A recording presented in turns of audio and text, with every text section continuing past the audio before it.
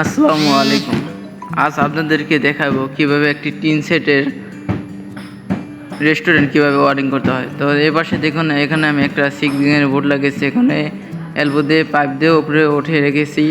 এটা কাঠের পাশ দিয়ে ওয়ারিং হবে। তো সামনে এ পাশে দেখুন, এখানে আমি একটি লাইট দিয়েছি। এটা বাইরেও একটি লাইট হবে এবং ভেতরেও একটি লাইট হবে। তো এই পাশে দেখুন, এখানে আমি একটি থ্রি গ্যাংয়ের বোর্ড লাগাইছি। তো এই পাশে একটি সার্কুলার বক্স দিয়ে উপরে ওয়ারিং করেছি। এখানে একটা বোর্ড হবে এবং ওই পাশ দিয়ে পরের রুমে চলে গেছি।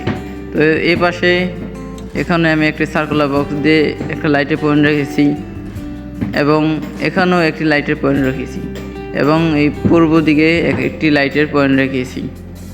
এরপর সামনে যে পশ্চিম দিকে একটি বোর্ড হবে।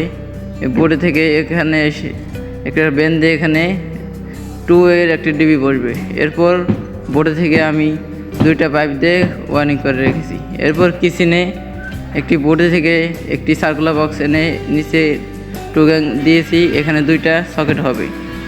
এরপর এই পাশে দেখুন, আরেকটি সকেটের পয়েন্ট করা হয়েছে।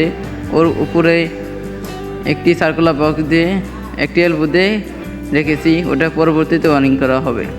এরপর যে এক্সস্ট ফ্যান আসি, এখানে এক্সস্ট ফ্যানে পয়েন্ট করা হয়েছে।